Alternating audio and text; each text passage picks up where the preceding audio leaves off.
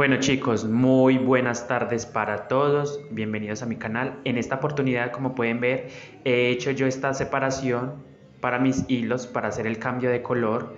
Entonces yo uso una caja, miren ahí tengo mi tejido, el cordón, si lo pongo dentro de la mochila.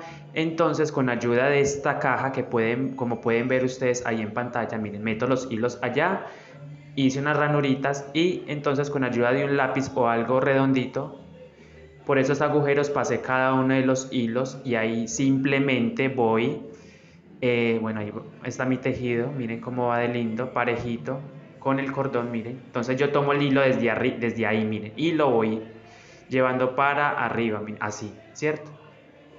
Siempre tomando el hilo desde arriba, donde está la caja, ¿cierto? Y así hago el cambio de color. Bueno, más adelante voy a explicar esto en detalle. Nuevamente, miren, es una caja normal, mi tejido, y esto es lo que llevo de la mochila. Voy en la vuelta número 12 del patrón.